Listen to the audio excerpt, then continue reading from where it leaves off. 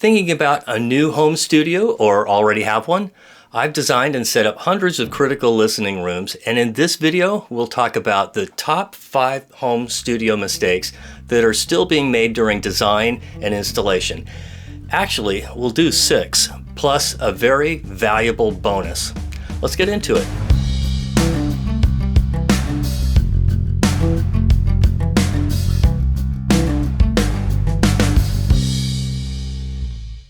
This episode is brought to you by AV RoomService, specializing in acoustic design services and products to optimize the performance of your room and equipment experience.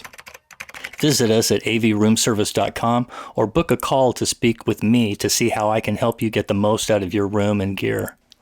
AV RoomService, the science of perfected sound. I am often called in to fix problems like nonlinear bass response, reverberation times, etc. But here are the most common problems that I run into in the field that I hope you will avoid simply by watching this video. Starting out with number 6, calibrating subwoofers by ear. The match of phase, gain, and crossover to your mains will affect everything about your mix. For example, 80 Hertz is over 14 feet long and takes 12.5 milliseconds to develop. It is especially not easy to time align the mains by ear. Though the ear may be the final arbitrator, quality tools and experience are what's needed to get there and to get there quickly. Number 5, poor power quality. This can manifest itself as hashy sound, noise interference, flat soundstage, etc. Quality power means isolation, technical grounding, and high instantaneous current capabilities, etc. You want to overrate everything electrical. When budgets allow, a separately derived system, technical grounding, etc. are very worthwhile and often even required. Power conditioners in general are not the best approach, as they are typically poor band-aids, not actually addressing the real problem. In addition, the filtering they employ may not be the type you need, the amount you need, or may not address what you need at all. Power quality testing for everything from current capabilities to power factor correction is typically, along with acoustics, the best investment you can make. The two are your foundation for the quality output of your work. Like acoustics, every electrical system is unique and requires a unique prescription to get it functioning optimally. Number 4, monitors. And here we're going to talk about 3 different problems that I run into with monitors. One is inappropriate size for the room size. So you can have a monitor system that may be with separate subwoofers or not, that is too small for the room size or too large for the room size. You want to pressurize that room appropriately, and if you pressurize it too much or too little, that is going to be a problem with your mix. B, another, is poor location. You place your monitors in problem areas such as room modes, then you're going to be combating that in your mix with EQ, either removing or boosting EQ that you wouldn't if the room was under control by placing your speakers in non-problematic areas. And then third, and this is the one that I see so darn common, is the monitors are not oriented vertically, but rather horizontally.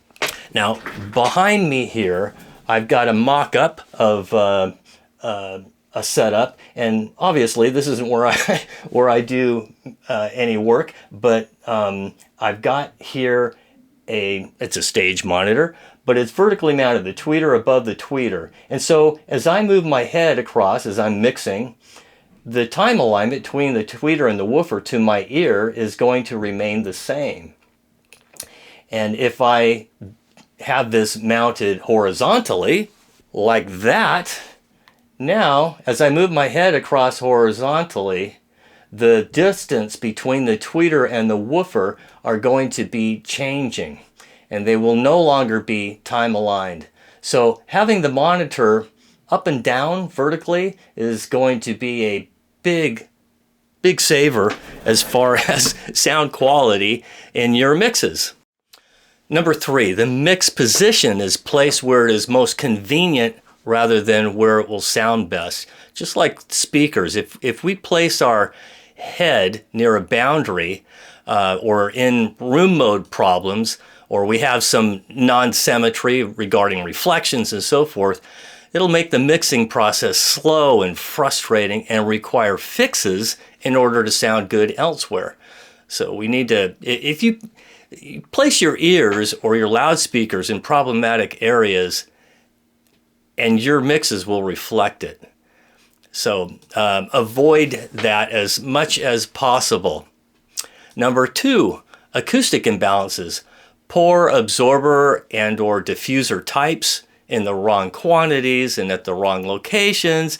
It affects all the sound quality characteristics: dynamics, resolution, timbre, spatial cues, etc. It takes the right prescription of acoustic treatment types, locations, and quantities to control the room in order for it to sound neutral and natural. This is the primary goal. Without an acoustically neutral environment, you'll be fighting the room's influence in your mixes, and they won't translate well to other rooms. You want controlled, linear reverberation times, first order reflections that are attenuated by at least 10 dB, etc. Number 1, noise control. This affects low-level resolution, dynamic range. A good rule is to have an ambient noise floor that's about 20 dB below the lowest level of sound to be recorded or played back. This can be often very difficult to achieve. Solo individual microphone feeds with headphones, listening for extraneous noises.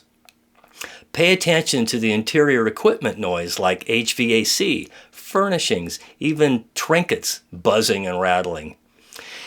Even the power line might be experiencing some temporary line-coupled or field-coupled noise.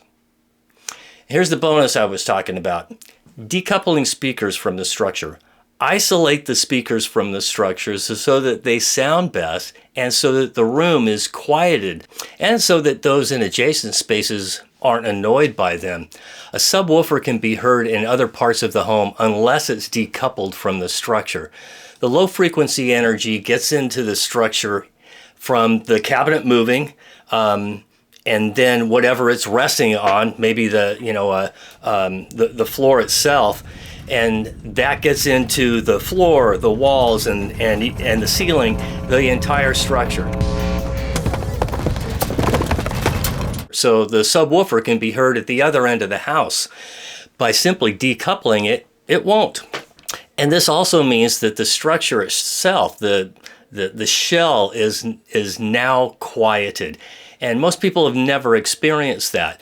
When we are, when the speaker is resting on the structure and is not decoupled, you're experiencing 4 arrival times, and you only want 1. The first arrival time, understand that the denser the material, the faster and further sound energy travels through it. So the first arrival time is structure borne, and that is the cabinet vibrating the resting platform to the floor, to your chair, to your butt via bone conduction to your ear. So that's the first arrival time. The second is airborne, and this is the one we want, the direct sound from the loudspeaker to your ears. The third one is airborne. This is internal reflections that we can control with acoustic treatments. And then the fourth one is structural again. And this is after the original event has stopped. This is buzzes and rattles and resonance. A product that we make is EVP. This is the best isolation feet made, lab proven and money back guaranteed. This is easily the least expensive, biggest improvement I can recommend as an acoustical consultant. You don't realize how much the room is playing back until you stop it. Remember that optimization of the room and the equipment is key to getting the most from your investment by making quality recordings and mixes that translate well to other systems. To learn more about audio and acoustics, check out one of these videos or book a call with me at avroomservice.com. See you in the next video.